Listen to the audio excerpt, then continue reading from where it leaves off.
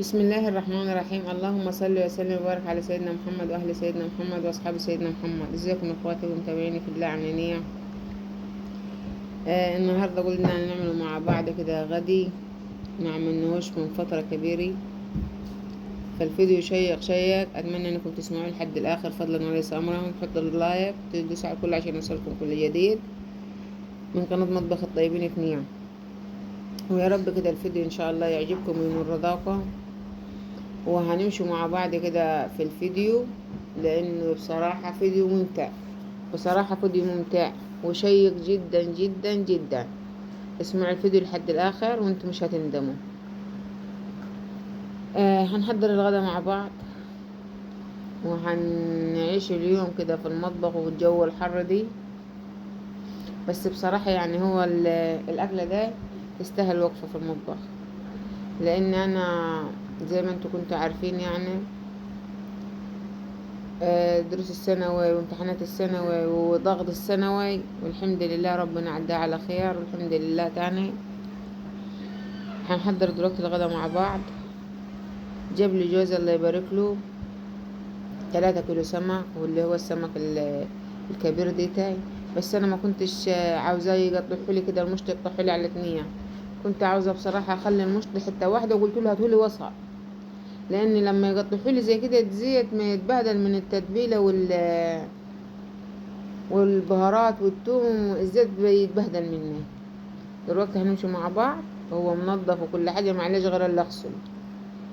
شايفين بسم الله ما شاء الله في غسيله. انا بصراحة ما عنديش اللي هي الفرشة بتاعت السمك، مش عارفة ما حبتهاش، او يمكن عفت هي لما شفتها يعني، مش عارفة انا ما حبتهاش ولا.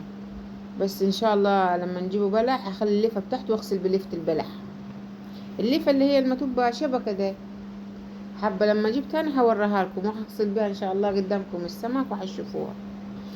فقلت انضف بالسكينة كده، ولو في قشر ولا حاجة احشه برضو بالسكينة، واحوش اللي هو الهند اللي شايفينه قدامكم ده اللي بقطع بالسكين برضو، قلت احوشه. لازم تدور عليها تاني برضو. شايفين الحاجات دي كلها لازم تتشال. بسم الله ما شاء الله. السمك هنغسله غسلة زينة مع بعض، وهنملحه وهنتبله مع بعض.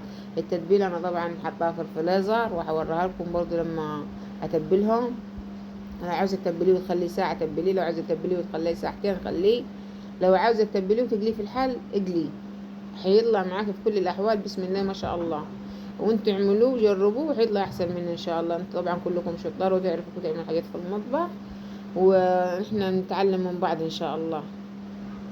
ولو عاوزين اي حاجه اكتبها لي في الكومنتات. شايفين انا لازم كده اغسل السمك غسله زينه كويسه، وبعد ديتي الحاجات دي هعملها بالسكينة انا برضه، عشان عيالي برضك ياكلوا كده بنفس مطمئنة. الحاجات دي برضه لازم نحوشي، انا ما بحبش اخليه. بس بجد بجد كان نفسي ان السمك يجيبولي جوزي المشطي بحاله بداية ما يقطعوهوش. نبهت عليه كتير واقول له هات لي السمك ما تخلوش يقطعه، وخليه يجيبولي سمك وسط ما رضيش، لان عاوز اعمل سمك مشوي برضك هو ما يجيبولي السمك ديتي برضه. فمعليش والحمد لله. وهنغسلهم مع بعض غسلة زيني وهنشوفوهم. اللهم بارك يعني كده، وبألف هنا وشفا عليكم وعلاني، وإن شاء الله تجربوه تطلع حلوة وجميلة. ولو عايزين تفرشوا من تحت السمك مناديل مطبخ افرشوا، ولو عايزين تفرشوا ورق افرشوا. والله أنا ما كان مش عندي مناديل مطبخ، بس عشان الزيت يعني فعملته على كده الحمد لله. هناك غسلنا البول اللي كان فيها السمك بشدبريل والليفي، عشان لما نشاهدهم كده ونحطهم في التتبيله تبقى هي كل حاجه ما شاء الله. انتوا شايفين بسم الله ما شاء الله بيبقوا فل شمعة منوره. بألف هنا وشفا علينا وعليكم يا رب. هناك بعد ما غسلناهم ونلحنوهم وهنعملهم مع بعض، هنخلوا الحاجه بتاعهم مظبوط، مش هنعملوا غير الا التتبيله بس.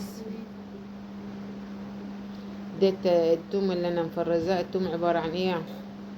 عبارة عن توم وشطة هريسي حمرا وشطة خضرة وكمون وخل وملح.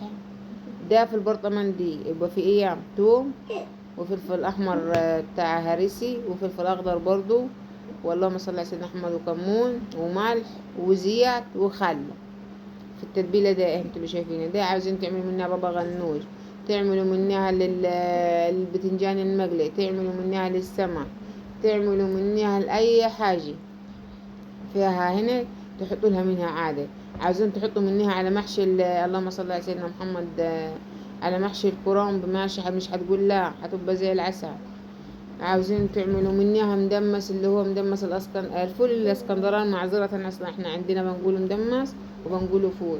لو عاوزين تحطوا منها للفول الاسكندراني حطوا، مش هتقول لا. لو عاوزين تحطوا منيها معاكم شوية عدس بملوخية برضه مش هتقول لا. بألف هنا وشفا علينا وعليكم، يا رب كده الفيديو يعجبكم من رضاكم. وديني بتتبلهم معاكم، ما شرطهمش من في ظهرهم ليه، عشان زي ما انا قلت لكم في اول الفيديو ان السمك ديت المفروض لما يتقلي ما يبهدل الزيت، والزيت بالحاجات البهارات والتوابل ما تروح فيه، فبتخلي الزيت يسود. هو كانت عاوزة السمك يبقى مقفول وتشرطيه في ظهره كده بالسكينة وتديله من التتبيلة، كان حيبة بسم الله ما شاء الله اللهم بارك. هنتبله مع بعض وهنمشي مع بعض خطوة بخطوة زي ما انا موريكم. اديني شايفين ما شاء الله انا ماشية معاكم واحدة بواحدة عشان البنات اللي عاوزة تخش المطبخ جديد، العرسان المقبلة على الزواج. وبعد كده بعد ما تبلتم كل حاجة دول اخر كان شوية في طبق قلت اتبلهم بيها، ودينا ماشيين مع بعض. هنا بعد كده بقيت ادور على الدقيق، ما لقيتش دقيق. ده طبعا البهارات ده كمون وزعتر وكزبرة وشطة وفلفل. الخلاط يدق فيه مرضيش تطحنوا فيه، مرضيش تصحى، فبنت عملتهم لي في الخلاط. انتوا عارفين طبعا الخلاط مش هنا، رحت انا عملتيها رشيت عليها رشه، قلت ما الدقيق ما هيعمل فيها. دورت على الدقيق ما لقيتش دقيق الحمد لله. كان جوزي جايب لي كيس دقيق معجنات اديكم زي ما انتوا شايفين، طلعت منه وعملت، مش هستخسر، هعمل منه بعد كده معجنيات عادي. يعني احنا اللي خدناهم كوبايه اللي هي عباره عن مج 250 مللي. ودينا حطيت معاكم حطيت معاكم بهارات على الدقيق وحطيت الملح وبقلبها وهنشتغلوا ايه مع بعض. ضربت في القلي بسم الله ما شاء الله. شايفين ما شاء الله السمك وتتبيلته، والله العظيم الريحة يعني بسم الله ما شاء الله، مش بشكر في نفسي. الريحة بسم الله ما شاء الله من قبل ما تتقلي. بنتي الكبيرة اللي هي في 3 سنة وده الحمد لله ربنا يوفقها ويكرمني، قالت لي ماما السمك ريحته مختلفة. قلت لها ليه ريحته مختلفة؟ قالت لي البهارات اللي فيه، يعني انا اول مرة بصراحة احط له فلفل، واول مرة احط له اللهم صل على سيدنا محمد زعتر. فشايفين ولسه كمان لما يخش في الزياد قالت لي، قلت لها يعمل ايه؟ قالت لي الريحة هتبقى مختلفة تماما. قلت لها ما يعملش حاجة بألف هنا وشفي. وطلع السمك بسم الله ما شاء الله اللهم بارك. شايفين دلوقتي احنا حاطين في زيت نظيف وكل حاجة. بعد كده قلت ايه، بعد ما حطيت الحطه الاولانيه قلت اعمل شويه احضرهم يعني عشان الرصه التاني، عشان ايه دلوقتي انا واخده الغدا بسرعه عشان زي ما انتم عارفين الجو حار. حالا عملت السمكات وغسلتهم وتبلتهم قدامكم وعملته بالدقيق.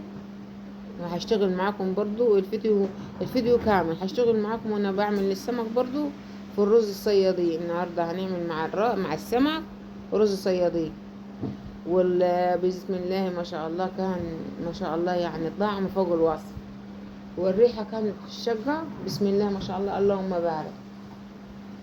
ان شاء الله نخلوه بالصحة والراحة وراحة البال، ويهدي سرنا وسر الجميع يا رب، اللهم امين يا رب العالمين. ويخلي كل الواحدة جوزها واولادها ويبارك لها فيهم، امين يا رب العالمين. شايفين معاكم انا بعمل قدامكم السمك كده، شايفين ما شاء الله اللهم بارك اللهم بارك اللهم بارك. بألف هنا وشفا علينا وعليكم، ويا رب الفيديو يعجبكم ونور رضاكم ان شاء الله. شايفين ما شاء الله اللون بتاع السمك اللهم بارك. ولا الريحة قسما بالله الريحة يعني كلمة تحفة قليلة فوق الخيال.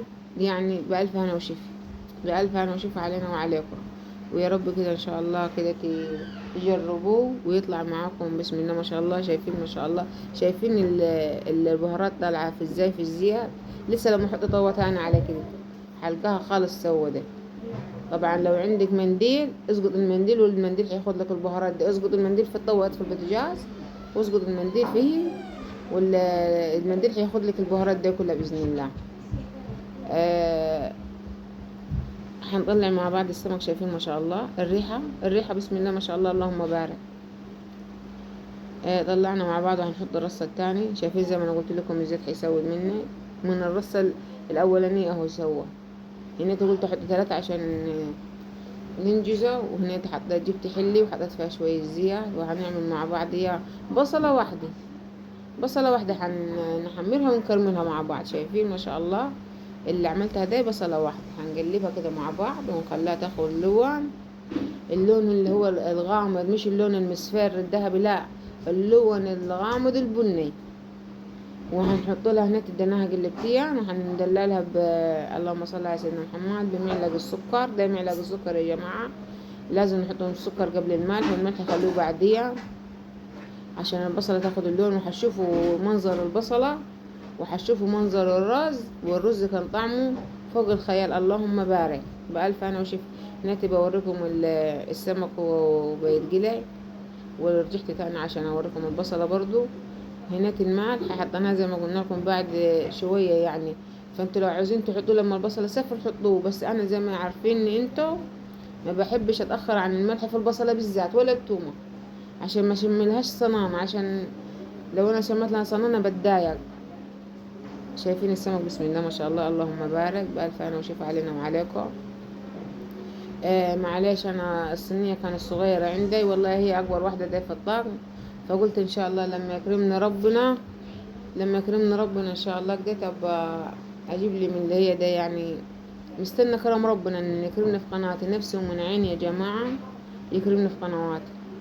لان بصراحة عملت قبل كده قنوات وحذرهم لي اليوتيوب، فمش هقول غير الحمد لله. شايفين ما شاء الله البصلة والريحة بتاعت البصلة هو اللون المطلوب اللي احنا عاوزينه. دي شايفين يعني انا وريتها لكم وهي بتاخد لون ذهبي، ووريتها لكم لما عمل هو اللون دي المظبوط، هو اللي هيخلي لك الرز بتاع الصيادية مظبوط. هنا بعد ما حطينا المية وكل حاجة هنحط الرز وهنقلبه كويس، وهنحط له شوية ملح برضه عشان زي ما احنا زي ما انتوا عارفين انا ما حطيتش غير اللي يطلع نص معلقة صغيرة. فهكمل حياج الرز وهقفل عليها. شايف قد الملح المظبوط يا جماعة، وقلبيه ولو كان محتاج ودوقي بالمعلقة، لو كان محتاج حط له شوية تاني، لا مش محتاج ما نحطيش. وهنحط له برضه شوية بهارات. البهارات ده عبارة عن شطة وكمون وكزبرة وفلفل وزعتر. بألف هنا وشوف علينا وعليكم يا رب. يا رب كده ان شاء الله الفيديو يعجبكم من رضاكم وتجربوه ان شاء الله وتاكلوه بالسعادة والراحة وراحة البال وهدوان السير. اللهم امين يا رب العالمين. دلوقتي احنا هنغطي الحلي لحد ما ياخد له غلوتين كده 3، وروح بعد كده ايه نوطي البوتاجاز عليه. هناتي حدوقه عشان اشوف الملح بتاعه مظبوط ولا لا. شايفين بسم الله ما شاء الله الحمد لله طلع الملح بتاعه مظبوط وغطيناه. شايفين هو اول ما غلي بسم الله ما شاء الله اللهم بارك. دكتور احنا هنعمله ايه؟ هنغطيه بالغطايا، هنقلبوه عشان الحله ده بتلسل، هنقلبوه ونغطوه ونوطي عليه البوتاجاز ياخد ويدي مع نفسه ويستوي بألف هنا وشفي. هنعمل ايه السلطة عبارة عن ايه؟ عبارة عن كزبرة وبصل وطماطم. ما كانش والله عندي خيار الحمد لله. اللي موجود في بيتك اشتغلي بيه، لا يكلف الله نفسا الا وسعها. انا كان عندي جرجير بس ما حطيت الجرجير، حطيته في سرفيز وقلنا ناكله منه على الصينية. شايفين ما شاء الله ده بنتي بتعمل لي السلطة الله يبارك لي ويخليهم لي يا رب. زي ما انتم عارفين ان انا معايا 5 بنات وولد، ربنا يخليهم ان شاء الله ويبارك فيها. بنتي في 3 ثانوي الحمد لله، ربنا يكرمها ويوفقها ان شاء الله كده يا رب، ويقدم لنا الحياة الأحسن والأفضل يا رب، هي وكل بنات العالم وولاد العالم أجمعين. مش بنت بس، أولاد العالم أجمعين وأولادهم أولاد العالم أجمعين، مسلمين ومسيحيين. هنعمل مع بعض السلطة وهنحط لها بصلة وهنحط لها ليمونة حلوة كده، وهنحط لها ملح ونحط لها بهارات ونحط لها معلقة سل صغيرة لو انت عاوز، لو مش عاوزة ما تحطهاش. بس طعم معلقة الزيت الصغيرة ده بتخلي طعم السلطة. انا بعشقها بصراحة لما كنا عاملة سلطة فيها بصل. وعلى العموم عشان اريحكم معظم السلطات اللي بعملها لازم تكون فيها بصل، وما بحبش السلطة اللي هي الصغيرة دي، بحبها حلوة كده وكبيرة ودريت الحمد لله. بيطلع طعمها حلو كده وتعرف توعي السلطة كده، مش السلطة الصغيرة ده النونو ما بحبهاش. وفي سلطة كمان تانية يا جماعة بتقدم مع السمك اللي هي بتبقى السلطة الكبيرة خالص دي ما تبقى حلوة حلوة في يوم بإذن الله هعملها لكم وهوريها لكم.